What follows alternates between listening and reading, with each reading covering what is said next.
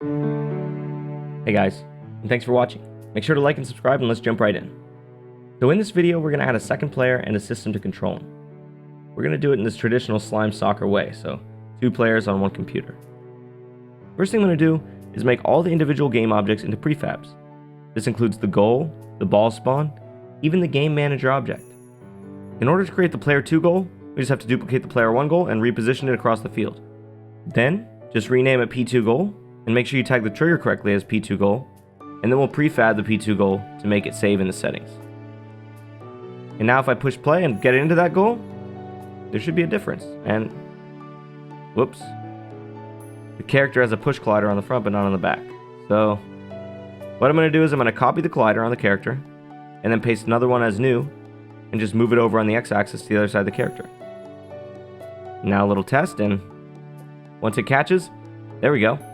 We can attack, we can defend, we can all make the same mistake of slamming our ball into our own goal. Just like real soccer. Make sure you update the player prefab so he has double colliders. I'm going to rename this one Player 2, then I'll duplicate him and call the other one Player 1, just because of the sides that they're on. I'm going to maneuver Player 1 to the other side of the field and rotate the actual character 180 degrees. Give it a test and boom! We have some synchronized jellies. Kinda reminds me of foosball. I'm still used to this guy being my guy, so even when I'm playing both, when I make it into that other goal, I still feel lame. Now, let's try to get these controls working. For me, this is complicated, because one little typo or wrong setting can have you scratching your head for like an hour. So first things first, let's go to Edit, Project Settings, and then Input.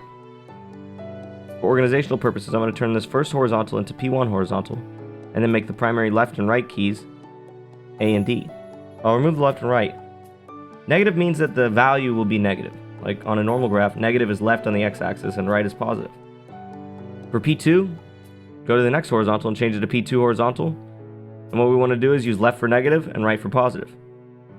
Just a quick change while we're in here, I'm going to go to the Physics tab and change it to about -13. That'll just reduce that floaty effect. Then we have to adapt the player controller script to include P1 or P2 movements. But first I'll make a bool testing if is player 1 is true, and if we are, then apply the player 1 controls, and if not, we'll apply the player 2 controls. In order to flag the character as player 1, we're going to add a layer mask in a similar fashion to how we added the tags in the goals before. I'll call one player/player 1, and the other player/player 2, and then we'll apply them respectively to the characters. Make sure when you switch layers, you apply it to the children as well. In order to see if it's on the player 1 layer, we'll do a check. If this.gameObject.layer is equal to the layer mask.nameToLayer, and then a string player/player 1, then is player 1 is true. And just as a failsafe, in the else we'll add a false, is player 1 is false. Now let's go to calculate movement and set up separate controls for player 1 and player 2. Then put all the code in there, change the horizontal axis to P1 horizontal, then else, same code but P2 horizontal. We don't really want to repeat ourselves, so we can actually move that return statement out of the nest since it returns the same value either way. Now we'll do the same thing for jump. If player 1 it's P1 jump, and for player 2 the same thing, P2 jump. Then, in our input, let's add P1 and P2 jumps. And when we test, of course it doesn't work. We have a small issue, and it's really hard to figure out. It all falls back on the input settings. P2 horizontal is set to joystick axis when it should actually be set to key or mouse button. And then beyond that, we want to match the input settings to match the P1 horizontal, so there's no lag, everything's the same. And there we have it, Slime Soccer. It's fun and ready to play. And that's it for this video. Make sure to like and subscribe. This is the final video of the soccer series, so I hope you enjoyed it and are ready for whatever videos will come in the future. Thanks. Bye.